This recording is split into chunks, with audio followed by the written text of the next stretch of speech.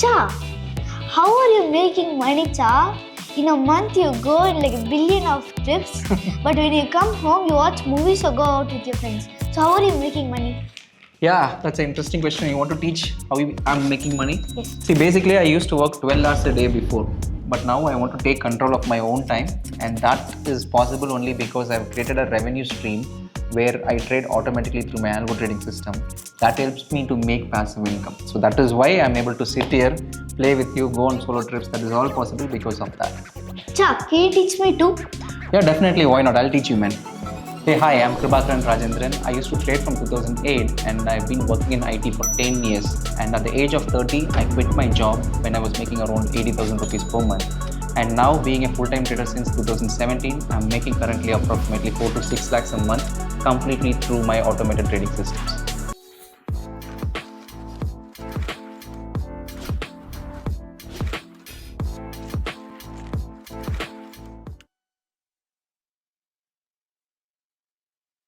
Kirubakaran, who was born and brought up in Chennai, began his career in 2008 with a 10,000 monthly salary at Infosys. By the time he quit in 2017, his last drawn salary was 80,000. Over the next 7 years, he completely focused on trading methodologies to finally become financially free. But how was he able to do that in such a short span of time? When I quit the job, I was making 3x of my salary. And then after I quit and then started focusing on full time, the next 3 months I could see I was making just 7,000 a month, 3,000, and whatever the money that I was making earlier, it started going down. Then the reality struck. Okay, like you are so used to the fixed income every single month. Suddenly, when you are coming as a full time trader, you are going to have a fluctuating income. So it took me almost 9 years to realize what is the actual process that you need to go through with respect to trading. And then when I started trading in 2017 full time, I started with just 5 lakhs of overall capital. So current portfolio is approximately around 3.5 crores, where 1 crore has been in real estate and other 50 lakhs is in FDs and fixed incomes, and rest 2 crores is approximately in trading. It's completely in trading, where whatever the automated trading systems that I run, it is focused on the 2 crores. But instead of keeping that 2 crores idle and then trade, what I did is I've invested 90% of that in index funds and debt funds. Remaining only 10% I used to keep it in cash so that I can handle the negative MTM fluctuations or negative losses. But being a trader, roads were not as smooth. As per SEBI, 90% of active retail traders in India incur losses in the FNO segment. So did he also experience the same? As per the report, it is almost 1.1 crore people have traded in last 3 years. And out of that, only 1 lakh people, which is 1%, were able to make more than 1 lakh rupees. So there are only 2,500 people who are able to make more than 1 crore profits from trading for the fiscal year 2022 to 2024. So I was lucky enough to be the part of 2,500 people who are making more than 1 crore in the last 3 years. But in order to achieve this, you need to go through a lot of down phases during your initial journey. During my 2014 or 15 period, I still remember when I was working with Infosys, I lost 6 months of my salary in just one day through totally a wrong trading approach, where I was trading with options. I took huge leverage. Most people who get started with trading, when they take a trade, first thing they'll ask is how much I'm going to make in this trade. But the professional traders, what they'll ask themselves is how much I'm going to lose in this trade. Accordingly, they'll size their positions. Accordingly, they'll change how many number of quantity they need to buy. So these things I learned over the period. 2014, I read a book called How I Made $2 Million by Nicholas Davos. So this gave me a huge conviction. Okay, if you follow a certain process, definitely there is a possibility of making profits. So in order to do that, I just started focusing on how do I create my own rules, because I'm coming from a non-coding background. The urgency to learn coding came through my job, because when I was working with Infosys, I was supporting Bank of America client. My role is to monitor all the ATMs of Bank of America by logging into server. Since my job is consuming a lot of time, I'm unable to focus on trading, where I'm unable to learn trading. So what I did is I found out there is a process called where you can learn VB script and automate this whole process. So whatever the overall Bank of America ATMs which you need to monitor manually as a job, I thought if I could automate this and get the work done in just 2 minutes or 3 minutes, then I'll just have enough time to focus on trading. So this is how I did initially. Then I started learning the coding, where there is a thing called AMI broker formula language, using which you can code your own trading systems, automate it, And that is how I started getting into algo trading. So with respect to algo trading, you define the set of rules where whenever a stock goes up 200-day moving average, you buy it. When it goes below 200-day moving average, you sell it. But first you need to validate whether this is going to work or not. So what I can do is I can go to TradingView website and load up any stock and add a 200-day moving average and check. If it goes above, I buy it. If it goes below, I sell it. If I do it for the last 10 years, am I making profit or not? So algo trading helps you to validate an idea before you put your real money and backtest it, and that gives you a conviction to trade. And once you get the conviction, you put in your real money, and whenever your trading system tells you buy, you just buy it. Whenever it tells you to sell, you just sell it. Earlier when I started trading, we did not have these many tools, but now we are lucky enough to have tools like ChatGPT. You can do a lot of things where you can upload certain data and ask the ChatGPT to do all those analysis. Many people do fundamental analysis with stocks. How do they do is they just go to screener, they open any specific stock, read about the profit and loss statements, balance sheets, and try to see whether the company is fundamentally strong or not. So when you do this kind of fundamental analysis based on balance sheets, based on P&L statement, it tells you what the company has did in the past. But the appreciation of stock, the stock price movement is totally based on the anticipation of what it is going to do in the future. So how do you know what the company is going to do the next quarter or the next 6 months? That is easily identifiable by just doing one simple process. What you can do is just go to screener.in or any website, scroll down to the bottom, you will see a transcript of conference call, where there is a conference call that happens between the management and the investor. It could be fund manager or anyone. So you can download this PDF and then upload this PDF to ChatGPT and ask ChatGPT to give a brief outline. Then within fraction of a second, within just 2 or 3 seconds, it would analyze those 10-20 pages of document and would highlight you. This is what we are planning to do. This is what we are going to invest. This is what our competitors are doing. So you have a clear idea what the company is going to do. Now you can take a better informed decisions with respect to your investing. So I'll give you an example of a trading strategy. So basically we take two different asset class. One is equity, Nifty, and the other one is gold, where you can use gold bees. So now what we can do is with respect to ChatGPT, I'll just give certain rules. The first rule is find out which one is outperforming the other. Say suppose you're starting from January 2025. From January 2025 till March, you have 3 months of windows period, look back period. So in this 3 months, check whether the gold has given higher returns or Nifty has given higher returns. By April 1st, you know the data. In the last 3 months, say suppose Nifty has given higher returns than this gold bees. Now on April 1st, you invest in this Nifty bees because equity has given higher returns than the gold. Then by end of April, again you check for the last 3 months, February, March, April, which one has given a better performance, either it is gold or Nifty. So the moment you see the gold is outperforming the Nifty part, then you exit the Nifty and invest in gold bees. So this is what you call it as a dual momentum strategy, where you invest in two different asset class, but at any one point of time, you'll have only one asset class. Either it will be gold or Nifty. Whichever is basically outperforming the other, we'll just hold it. So this 3-step rules, in order to backtest it, you can go to TradingView, download the data of Nifty bees and gold bees from 2007 to till date you have. You upload this data to ChatGPT to do the analysis, where you check, this is the two data which I have uploaded. Now what you have to do is check the last 3 months performance of Nifty and gold and check which is outperforming. Based on that, you invest in those asset class and rebalance it on a monthly basis. This is the overall rules that you give. If you do this, automatically the ChatGPT will write the code for you and give you the necessary output. So if you see, the overall returns would be approximately 1200% with the 25% drawdown. So on a CAGR basis, it is approximately around 16 or 17%, where the downside is very limited. If you do not include this gold, if you just do a buy and hold with respect to Nifty, you will see a 55% drop with respect to drawdown, because during 2008 global financial crisis, equity market was collapsed. So it went down 60%. During 2020 Corona crash, again Nifty went down 30%. But by doing this simple approach of having gold plus equity, your overall downside risk is limited to 25% and you have a very good compounding interest rate.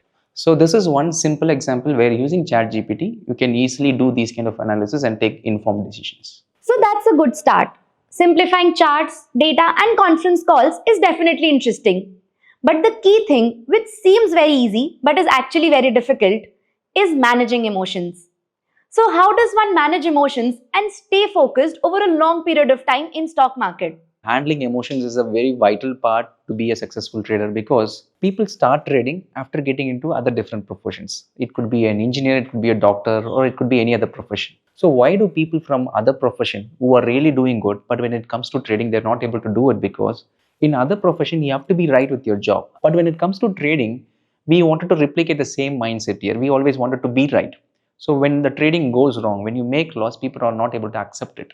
So you should not have the same mindset when you start trading. It is okay to lose money, because only when you're ready to lose money, you can make money. As long as you're able to withstand those little losses, you would be able to survive long enough in the markets. And second thing is, when, like for an example, people initially start with 1 lakh capital or 50,000 capital, whatever the little capital they have, they initially tend to do really well.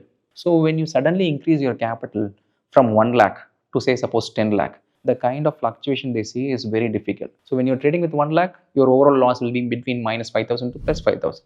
Suddenly when you move to 10 lakhs, your overall fluctuation will move from minus 50,000 to plus 50,000. It becomes so hard for you. So you need to increase your capital gradually and slowly. Only then you would be able to handle this overall emotional fluctuations. And the final part is, always have a secondary source of income, at least during your initial journey. When you totally depend on your trading income to make money, what happens is, until from 1 to 15th or 20th, you will be making money. But in the next 2 days, if you lose money, you just have remaining 8 or 5 more days to make the money to pay the bills, rents, EMIs, and everything. So that will give you immense pressure. So it is when you trade with immense pressure, you will not be able to come up with optimal performance. So trading is more like trekking. So anybody like me who come here and sits and talks about it, they always give you certain guidance. But just like trekking, you have multiple way to reach the summit. So you need to choose the right path which adapts you, which suits you. So this is how you need to replicate the same with respect to trading. So now we have ample of resources. We have a lot of trading strategies, but you need to pick the one which is suitable for you, so that at times of rough times you will stick to the system, stick to the plan, and eventually you'll make money out of it. Now the problem is, you have ample of resources, so you do not know which one to follow, which one to omit. So in case if you're a person who's trading and you've learned some new trading strategy and you wanted to follow that, so what I would say is, instead of blindly directly putting all your capital and start following that trading strategy, you need to follow a 100-day challenge. So what it means is, first we need to figure out whether the strategy is suitable for us or not. So in order to find whether you're disciplined or not, take an Excel sheet, enter the dates from today to the next 100 days. Next to each and every date, if you're following the process, if you're following your trading rules, give yourself +1 mark. If you're not following the rules, like you have closed the positions early, you're overriding your stop loss. So if you anything that you override your own rules, give -2 mark. After 100 days, check what is your overall score. As long as your score is greater than 80 or 85, which means that you are disciplined enough to stick to the system. If your score is below that, then it means that your emotions is still not in your control. So keep trading only with one lot. So until this 100-day challenge is completed, do not increase your capital. So you always need to anticipate what could go wrong, and accordingly you have to size your positions. That is where the money management and risk management comes into picture, where you need to know how much is too much. So in my own, with respect to option buying and option selling, I have made sure that I don't risk more than 0.2% or 0.1% of my capital with each and every trade. So that I've seen back-to-back 21 losses with respect to option buying, and still I'm able to take the 22nd trade, because the overall money that I've lost over this 21 trades is very minimal, since I'm risking just 0.1% or 0.2%. So having that kind of risk management system helps you to sustain a longer drawdowns, longer periods. And third thing is, market always has this uncertainty. With respect to trading, only thing which is in your control is controlling the risk. Forget about the returns. Leave the returns to the market's hand. Focus what you can risk and accordingly take each and every trade. That would take you to the right path. Since last 3 years, Kirbakaran has been teaching his son the importance of money, investment and patience through day-to-day life experiences and certain tools. So what happened was, just like any 10-year-old kid, whenever we go to a mall, so usually the kids ask like, okay, please get me that toy. No, they don't understand whether the toy is reasonable enough to purchase at that particular price or not. So when he suddenly sees, okay, this specific remote car, it is 4,000 rupees, why don't you get it? So what one day I told him is, okay, you're asking for a toy for 4,000 rupees. So here's the deal. I'll give you 25,000 rupees. But what I'll do is, I'll open a bank account for you. and then I'll deposit this 25,000 in your account. Whatever things that you really like, be it toy or whatever it is, you use your own account. Don't come to me. And the second deal that I've given him is, at the end of your next birthday, I'll see at the end of 1 year after giving this 25,000, I'll check how much money is left in your bank account. Say out of this 25,000, if you have 15,000, then which means that you have spent 10,000 and you have saved 15,000. So the next year I'll add top up the same amount, which is additional 50,000, so that you'll have 30,000 in your account to spend for the next year. Once I deposited the money, the next time when we went to the same mall and when he wants to buy the toy, instead of going to the 4,000 rupees toy, he is directly going to the 400 rupees section. He wants to spend a lesser amount than what he used to do. So when I asked him why did you spend a lower amount of money, what did you say? Because at the end of the year, you double the money that I have on the account. So basically what triggered him is, so that if I could spend less and save, he's going to get more money. So that delayed gratification greatly helped in reducing the overall spending. So he became more curious about spending less. So this is the first lesson that he learned. Then only I started teaching him about the investing part.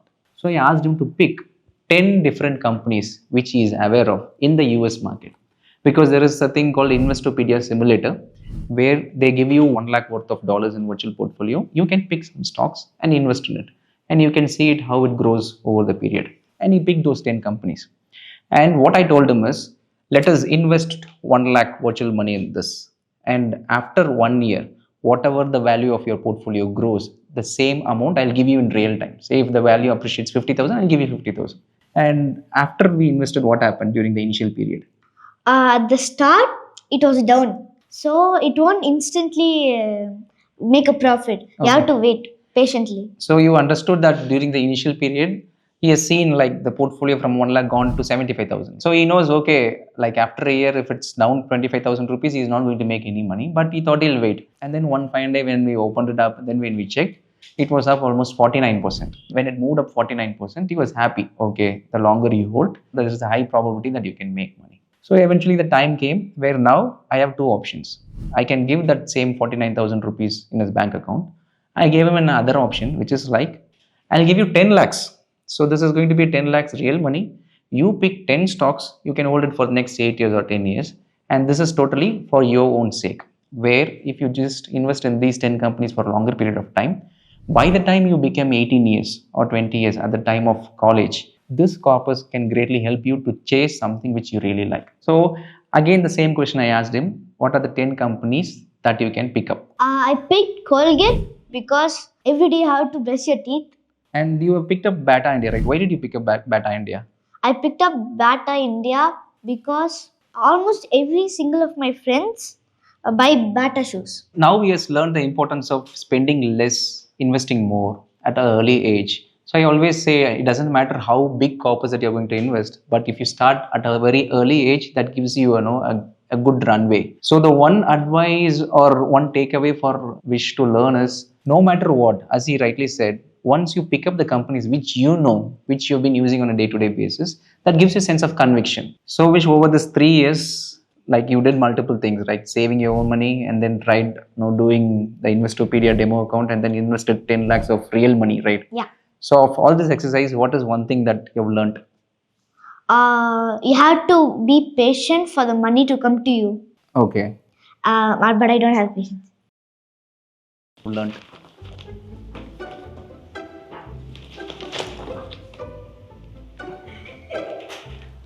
என்னடா கண்ணாடி கேட்டுட்டு நீ கொஞ்சம் over two பண்ணிட்ட. சா